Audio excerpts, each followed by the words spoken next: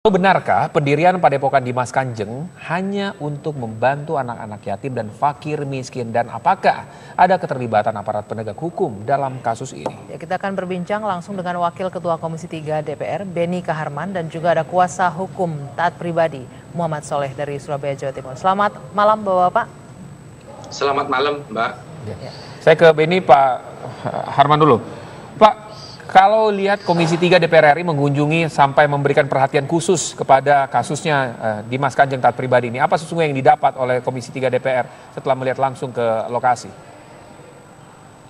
Ya, kami ke sana ini karena ada pengaduan ya, ada laporan bahwa di Padepokan Dimas Kanjeng ini ada upaya untuk melakukan upaya penyiksaan ya terhadap sejumlah orang untuk memberikan pengakuan, memberikan testimoni bahwa yang melakukan pembunuhan ini adalah Dimas Kanjeng taat pribadi ya. Jadi ada tindak pidana, bahkan ada laporan ada tersangka yang ditahan dan meninggal dalam tahanan kepolisian. Nah, ketika mendapatkan cerita ini, kami merasa berkewajiban untuk melihat dari dekat apa sebetulnya yang terjadi di Probolinggo ini, di Padepokan milik Dimas Kanjeng taat pribadi ini. Dan Komisi 3 datang ke lokasi melihat langsung tempat ini, melihat ketemu dengan pengikut-pengikutnya di sana, dan kami menemukan beberapa hal ya yang menurut saya menjadi hal yang penting ya di Padepokan ini.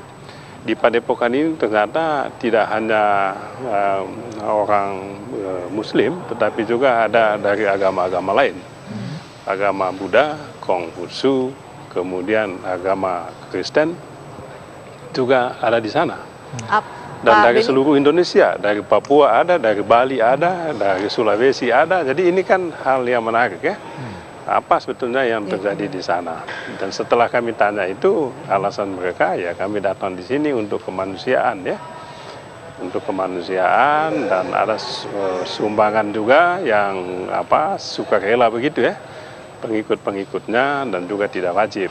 Pak Beni, maaf saya potong tanya, sedikit. apakah ya? Pak Beni, tadi Anda mengatakan di awal ada laporan penyiksaan untuk mendapatkan pengakuan bahwa Dimas Kanjeng ini melakukan pembunuhan, gitu? Tidak terlibat pembunuhan? Iya, tidak terlibat pembunuhan. Iya, terlibat dalam pembunuhan, betul. Terlibat dalam pembunuhan, artinya ada paksaan dari polisi untuk mendapatkan pengakuan dari para tersangka bahwa Dimas Kanjeng terlibat pembunuhan. Ada cerita begitu. Nah, ini yang tadi ingin saya sampaikan. Kita udah ketemu langsung dengan Dimas Kanjengnya, ketemu dengan Kapoldanya. Ada foto-foto yang ditunjukkan kepada kami bagaimana orang-orang itu disiksa untuk memberikan pengakuan bahwa yang melakukan pembunuhan itu adalah Dimas Kanjeng ya. Dan kami tanya langsung juga kepada Dimas, apakah betul Anda melakukan pembunuhan? Dia bilang tidak. Dan ada keterangan bahwa pihak penyidik itu melakukan penyiksaan ya. Penyiksaan itu supaya orang-orang ini memberikan pengakuan. Ini jadi masalah. Bahwa kemudian ada juga soal penipuan. Jadi si Dimas ini mengadakan uang ya. Mengadakan uang, lalu menggandakan uang. Tentu ini adalah aspek kriminalitas ya, yang harus ditindaklanjuti oleh aparat penegak hukum, dalam hal ini kepolisian. Nah, soal penggandaan uang itu sempat ditanyakan oleh Komisi 3 yang datang ke sana, Pak Beni, termasuk Anda, apakah menanyakan? Kami tanya juga. Kami tanya juga kami ketemu dengan Ibu Marwah Daud Ibrahim yang menjadi ketua yayasan. Kami juga tanya kepada pengikut-pengikutnya. Kami juga langsung tanya itu kepada Dimas Kanjeng taat pribadinya. Jadi dia menurut pengakuannya sih ini menarik sekali, fantastik. Dia sudah mengadakan uang selama ini. Jadi Dimas ini sudah mengadakan uang lebih dari 1 triliun. Itu menurut pengakuan begitu. Dan uang yang diadakan oleh beliau ini sudah dibelanjakan dan sudah dibagi kemana-mana. Ini pengakuannya si Ibu Marwah Daud Ibrahim, juga pengakuannya Dimas kepada kami. Pak Beni. Jadi ini kan hal yang tidak sepele, ini hal yang sungguh-sungguh harus menjadi perhatian karena ini akan mengganggu stabilitas ekonomi bahkan stabilitas politik Pak juga. Beni, ya. maaf saya potong lagi Pak Beni, Ya. apakah Anda Ya. mengatakan sempat berbincang langsung dengan Ibu Marwah Daud Ibrahim? Sempat ditanyakan nggak Pak, Ibu Marwah Daud ini menyaksikan langsung tidak proses penggandaan uang yang dilakukan oleh Dimas Kanjeng? Saya menanyakan langsung. Pertanyaan saya itu sangat tajam kepada yang bersangkutan. Apakah Ibu melihat secara langsung Dimas Kanjeng ini bukan menggandakan ya, istilah Ibu Marwah itu bukan menggandakan Pak Beni, mengadakan uang, mengadakan uang, dan ini menurut beliau luar biasa orang yang punya kemampuan istimewa semacam ini. Itu melihat langsung ya Pak ya? Mengadakan uang. Ibu Marwah melihat langsung ya? Akal nggak ini kan? Hah? Ya dia melihat langsung, bahkan dia sempat videokan. Dan video itu ditunjukkan kepada kami. Ini kan ya baik. aneh tapi nyata ini. Baik, kan. nanti kita lanjutkan apa Pak Beni respon teman-teman dari Komisi 3 begitu melihat video itu. Tapi nanti kita lanjutkan, kita jeda dulu sejenak. Kabar Petang akan kembali sesaat lagi. Kembali di Kabar Petang dan masih bersama sejumlah narasumber. Saya akan lanjutkan ke Pak Beni Kaharman. Sebelumnya juga nanti sudah bergabung Kapolres Probolinggo Pak Arman Asmara ya. Tapi sebelum ke Pak Kapolres, saya ke Pak Beni. Pak Beni tadi Anda menyebutkan melihat langsung video yang diperlihatkan oleh Ibu Marwah Daud mengenai pengadaan uang. Bukan penggandaan ya Pak, pengadaan uang. Lalu apa reaksi Anda ketika melihat ini? Pengadaan uang. Ya. Iya, pengadaan uang. Ya, saya tanya kepada Ibu Marwah Daud kan selaku Ketua Yayasan.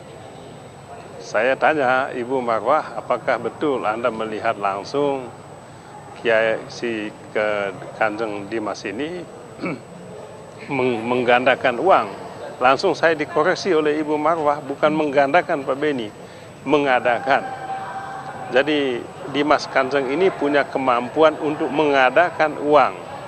Seperti Bank Sentral mengadakan uang, begitu ya. Jadi mengadakan uang, menurut dia menyaksikan secara langsung dan dia memperlihatkan kepada kami videonya. Dia sampaikan kepada kami bahwa video ini tidak boleh dibuka kepada umum, tapi karena bapak-bapak anggota Dewan Komisi 3 datang, maka saya harus perlihatkan. Ya, ini dia perlihatkan dan bagaimana kita melihat di dalam video ini berapa banyak box yang isinya uang di dalamnya ya. Dan Ibu Marwah Daud menyampaikan Pak Beni harus mengakui bahwa ada saja putra-putra bangsa kita ini dari dulu yang punya kemampuan kekuatan magis semacam ini. Pak Beni, luar biasa, kalau itu kita tentu menghargai ya. Pak Beni, kalau Anda sudah melihat video itu, sekarang yang ingin saya tanyakan apa reaksi Pak Beni? Reaksi Anda apakah yakin kalau memang begitu adanya, jangan-jangan itu video editan dan lain-lain? Setelah itu saya sampaikan, saya sih tidak yakin ya, tapi kita kan tidak bisa memaksakan kita punya pendapat untuk orang lain kan ya, itu kita hargailah bahwa Ibu Marwah itu mengakui percaya dengan kekuatan kemampuan semacam itu haknya beliau. Tetapi saya ingatkan kepada beliau kemarin, Ibu kan tahu negara ini punya undang-undang. Dan yang mengadakan uang itu oleh negara ini hanya satu, saya bilang ada otoritasnya yang dilindungi oleh undang-undang. Sebab itu kekuatan ini walaupun itu dianggap sebagai kelebihan seseorang ya, tidak boleh kemampuan kelebihan luar biasa ini dipakai secara melawan hukum atau melanggar undang-undang, saya bilang. Dan saya sampaikan kepada Pak Kapolres, Pak Arman yang ada di situ, Pak Kapolres, ini udah masalah hukum. Saya bilang, tidak boleh orang mengadakan uang. Karena Ibu Marwah menyampaikan kepada saya, Pak Beni, Dimas ini sudah mengadakan uang lebih dari 1 triliun. Oh, saya menganga aja. Uang itu dibagi kemana aja. Wah, macam-macam Pak Beni dikasih. Saya secara pribadi, ya tidak pernah percaya yang begini. Tapi kita hanya terpaku aja bagaimana orang kayak Ibu Marwah Daud itu bisa percaya begitu. Lalu sorenya kami ke Surabaya. Kami ke Surabaya ketemu langsung dengan Dimas ini, Kanjeng ini di Polda. Saya tanya tanya lagi kepada dia, pada Dimas, apakah Anda punya kekuatan untuk mengadakan uang? Dia jawab, iya Pak Beni. Apakah saat ini Anda bisa tunjukkan kepada kami kemampuan itu? Dia jawab, saya tidak bisa.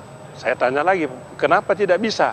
Saya stres selama ditahan di sini. Itu jawaban beliau kepada kami. Kan begitu. Nah, setelah itu selesai, ya saya tanya, apakah Anda disiksa di sini? Dia jawab, kami tidak disiksa. Saya tidak disiksa, kata dia. Kan begitu. Apakah Anda dipaksa? Tidak. Saya tanya lagi, apakah Anda tahu kenapa Anda ditahan di sini?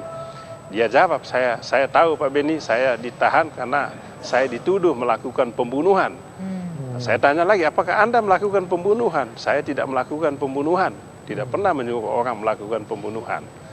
Apakah saudara melakukan penipuan? Menipu orang untuk datang bawa uang ke sana untuk digandakan? Oh tidak. Sampai saya tanya sama...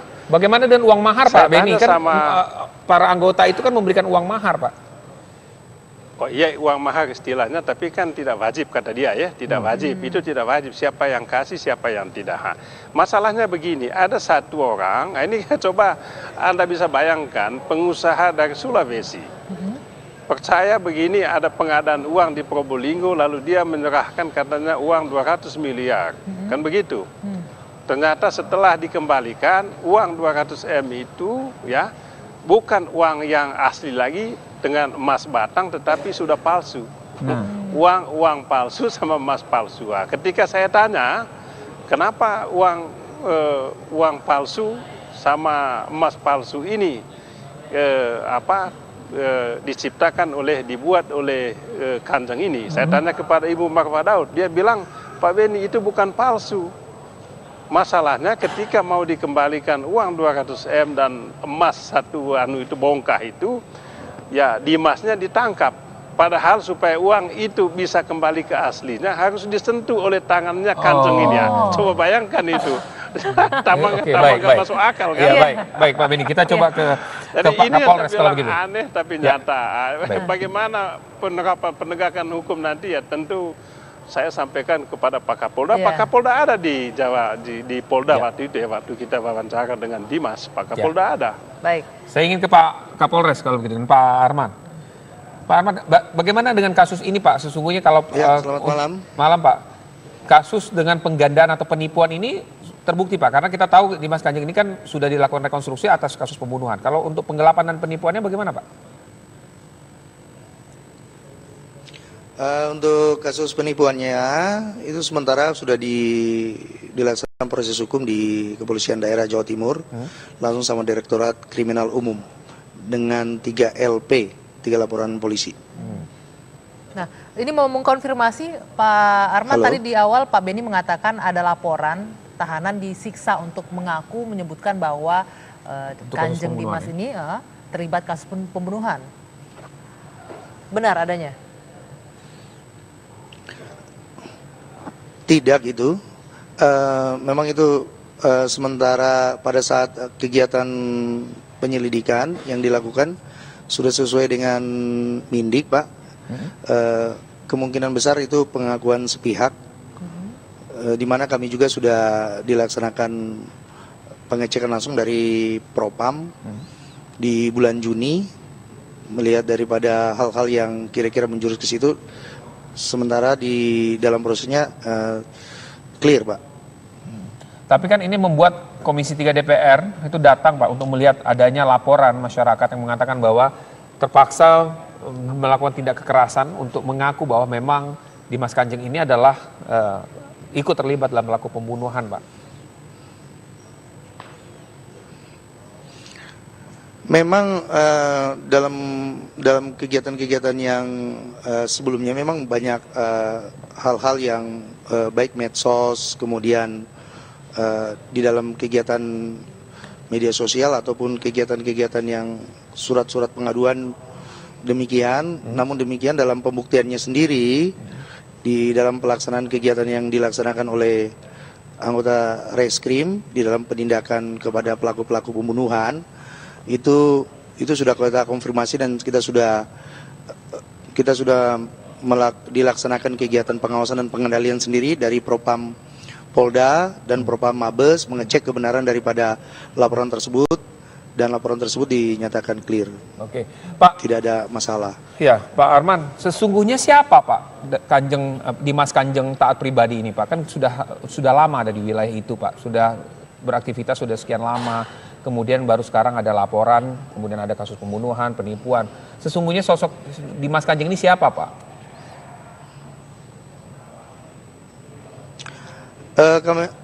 Taat Pribadi, Kanjeng Dimas Taat Pribadi atau biasa dipanggil Taat Pribadi itu tahun 2005 ke bawah merupakan pengikut dari Amanullah,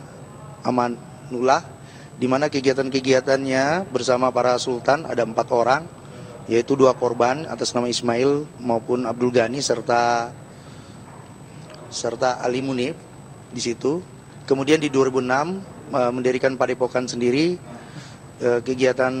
Di dalam kegiatan padepokan ada 4 kegiatan, yaitu kegiatan istighosah, kegiatan olahraga, kemudian ada kegiatan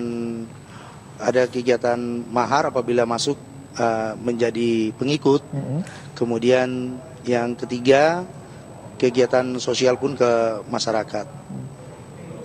Jadi tidak ada tindakan pelanggaran atau pidana Pak yang dilakukan selama padepokan itu berdiri kan Pak? Tahun 2006 itu 4 kegiatan itu tidak ada ya?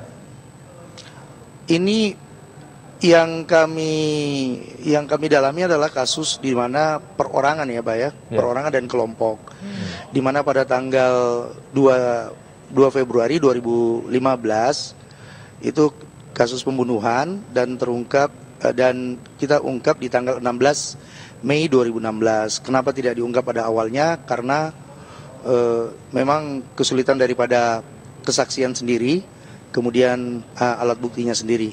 Di tanggal 16 Mei 2016 kita sudah bisa untuk mengungkap daripada kasus pembunuhan ataupun terlibatnya beberapa orang dalam kasus tersebut. Dengan ini apa alat bukti yang dimiliki oleh pihak polisian Pak sehingga bisa mengaitkan ini bahwa Taat Pribadi terlibat dengan kasus dugaan pembunuhan? Alat bukti ini kita sudah pegang, memang di situ ada pendistribusian daripada uang langsung dari Kanjeng Taat Pribadi kepada 6 pelaku. Kemudian yang kedua dibelikannya tali, lakban, kemudian dibelikannya plastik, kemudian disiapkannya daripada kendaraan untuk eksekusi daripada si korban sendiri, yaitu atas nama Ismail Hidayat. Oke, lalu apa motif jelasnya? Apakah benar karena ingin membongkar adanya pengadaan uang dan penipuan ini, lalu kemudian dibunuh? Nanti akan kita lanjutkan, Pak Kapolres. Kita jeda dulu sejenak. Kabar Petang akan kembali sesaat lagi. Kembali di Kabar Petang, kita lanjutkan perbincangan dengan Kapolres Probolinggo, Arman Asmara. Pak Arman, tadi apakah apa sesungguhnya motif dilakukannya pembunuhan ini? Apakah benar karena diduga pengikutnya ini ingin membongkar ada kasus pengadaan atau penipuan di dalam padepokan ini?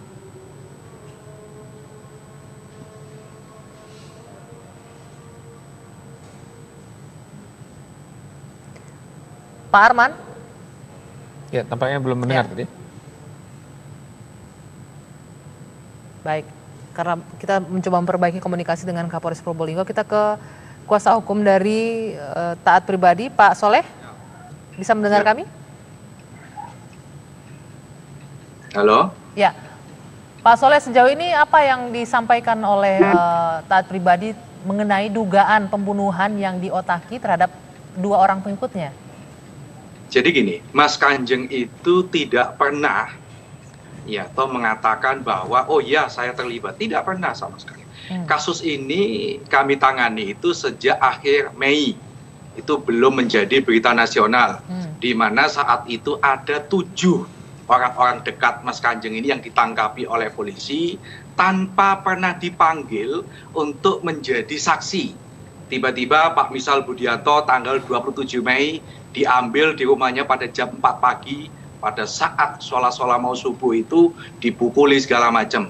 Nah dari ke-7 ini, mereka ini apa yang disampaikan oleh Bang Berdi Kaharman tadi memang benar. Ada kekerasan yang dilakukan oleh pihak kepolisian kepada para tersangka. Nah di dalam kekerasan inilah sehingga muncul kata-kata pengakuan bahwa oh ini pembunuhan Ismail Hidayah, pembunuhan terhadap Abdul Ghani ini adalah perintah Mas Kanjeng. Jadi ini berdasarkan itu. Nah, yang kedua begini, saya mengapresiasi teman-teman Komisi 3 ketika datang ke Padepokan. Tetapi yang patut disesalkan adalah tidak bertemu dengan 6 tersangka ini. 6 tersangka ini awalnya 7, Mbak. Dan 7 itu meninggal 1 seperti tadi yang disampaikan. Itu namanya kan Badun. Dan saya pun dapat kuasa dari anaknya untuk memproses. Waktu itu sudah kita laporkan ke Propam Polda Jatim.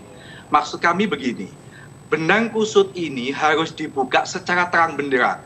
Bahwa polisi boleh melakukan pengusutan atas dugaan pembunuhan 2 orang itu, Ismail Hidayah dan Abdul Ghani. Tetapi tidak boleh penegakan hukum itu menggunakan cara-cara kekerasan. Penegakan hukum itu tidak boleh dengan menghalalkan segala cara. Apa tidak mungkin polisi melakukan hal-hal yang tadi Anda katakan itu, menjemput paksa tanpa pernah dipanggil, kemudian... Jadi begini, kasus misal Budianto pada awal Juni sudah Pak Kapolres ini masih ingat, Pak Kapolres sudah kita gugat pra peradilan.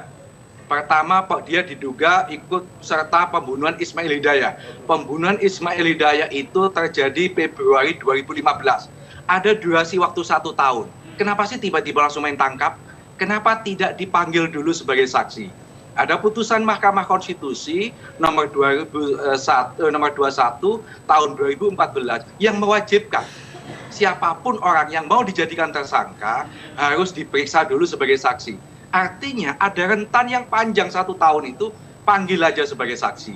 Kalau dipanggil sekali tidak mau hadir, 2 kali tidak mau hadir, oke panggil itu Oke, menjadi sebentar, tersangka. Pak Soleh, kita tanyakan langsung aja ke Pak Kapolres. Apa penjelasannya, Pak Arman? Bahwasanya saksi kami udah ada, di mana pada tanggal 16 Mei itu kita udah melaksanakan pengambilan saksi. Memang saksi kami itu ada sekitar 3 orang menyaksikan semua, kemudian mengatakan bahwasanya pelakunya adalah ke 6 orang tersebut, makanya kita naikkan menjadi tersangka. Enggak, ketika 6 orang itu belum Sudah pernah dipanggil, proses Pak. yang panjang memang yang kita lakukan. 6 orang itu yang menjadi tersangka itu sudah pernah diminta Karena keterangan. ada kesaksian, ada saksi. Jadi ada saksi kita. Pak, penjelasannya terhadap 1 tersangka yang Jadi kita meninggal mempunyai dunia apa, Pak? saksi. Untuk tersangka yang meninggal dunia itu memang pada di jam 4.00 di bulan Juli, di bulan Juli, kalau saya nggak salah, di bulan Juli itu, di hari Jumat, itu memang mengalami sakit, trombositnya turun. Kemudian di jam 4.00 dibawa ke rumah sakit. Setelah dibawa ke rumah sakit, kita menghubungi daripada pihak keluarga untuk melihat daripada si korban sendiri. Kemudian sudah disaksikan sendiri dan pihak keluarga mengatakan memang dia mempunyai penyakit. Kemudian di situ setelah itu di jam 18.00 yang bersangkutan meninggal dunia dan dilaksanakan otopsi. Bukan Dan karena itu disiksa untuk mendapatkan pengakuan ya, Pak Arman ya? Oleh pihak korban sendirinya. Tidak, karena itu memang di sel, di dalam setiap hari di sel tahanan pun sendiri dilaksanakan pengobatan, dilaksanakan pengecekan kesehatan. Jadi yang bersangkutan memang pada saat itu sakit, mungkin banyak pikiran, tidak pernah dihukum awalnya, sehingga di situ trombositnya turun, kemudian diperiksa, kemudian di rumah sakit meninggalnya. Oke, baik, saya mau ke Pak Beni. Pak Beni, tadi dikatakan Komisi 3 datang ke sana untuk menindaklanjuti laporan ada tersangka yang disiksa dan dipukuli, tapi menurut Pak Soleh malahan tidak bertemu dengan 6 tersangka ini, malah bertemu dengan taat pribadi. Bagaimana Pak Beni? Oh ya, kami datang ke Probolinggo sampai jam 1 di sana, kemudian dari sana jam 3 ya, sampai Surabaya lagi jam 7 malam ya. Kami ketemu dengan Dimas Kanjeng, kemudian laporan-laporan tadi ya yang disampaikan kepada kami sampaikan kepada Kapolda ya. Kami sampaikan bahwa ada laporan kepada Komisi 3 bahwa telah terjadi pertama tersangka yang meninggal di tahanan. Kemudian ada penyiksaan yang dilakukan. Saya tunjukkan semua foto-fotonya. di situ ya. Saya tunjukkan semua foto-fotonya di situ, dan Pak Kapolda pada malam itu menyampaikan kepada kami bahwa dia akan melakukan langkah hukum lebih lanjut. Ya, yang pertama untuk menertibkan, ya, akan melakukan investigasi kepada anggota-anggota ya berkaitan dengan laporan itu, laporan berkenaan dengan adanya kekerasan dalam proses penegakan hukum, proses penyidikan, karena foto-fotonya kami sampaikan kepada Pak Kapolda ya. Yang kedua tentu proses penegakan hukum yang berkaitan dengan dugaan pembunuhan yang melibatkan Dimas dan penipuan itu ya tentu menjadi urusan hukum yang menjadi kewenangan Polda penegak hukum di situ ya. Jadi kita menyerahkan sepenuhnya kepada proses hukum ya, melalui aparat penegak hukum. Tentu kami tidak ketemu semua dengan tersangka yang lain ya, karena itu sudah ada laporan kepada kami ya pada malam itu. Nah, jadi yang penting pengaduan yang disampaikan kepada kami sudah kami disclose kepada Kapolda Jawa Timur. Ada temuan, ada penyiksaan, ini ada buktinya. Kami minta supaya Pak Kapolda melakukan koreksi ke dalam, melakukan perbaikan ke dalam. Apabila betul ini, tolong diselidiki. Apabila betul, supaya ditindak, diberikan sanksi sesuai dengan mekanisme yang berlaku di institusi kepolisian. Ya, apabila laporan ini betul ya, seperti itu. Ya. Dan tentu dari sana kami akan membuat laporan untuk disampaikan kepada Pleno Komisi 3, dan saya sudah selaku ketua rombongan ke sana sudah menyampaikan kepada Ketua Komisi 3 apa temuan yang kami dapatkan selama melakukan kunjungan kerja ke Probolinggo dan ketemu dengan Kapolda Jawa Timur. Baik, Begitu. Pak Beni Kaharman, terima kasih sekali atas waktunya. Pak Kapolres Probolinggo, Pak Arman Asmara, terima kasih, dan juga Pak Muhammad Soleh, terima kasih. Selamat malam, Bapak-Bapak. Ya, demikian perbincangan kami pemirsa terkait dengan kasus yang dengan tersangkanya Dimas Kanjeng Taat Pribadi. Dan kabar petang masih akan kami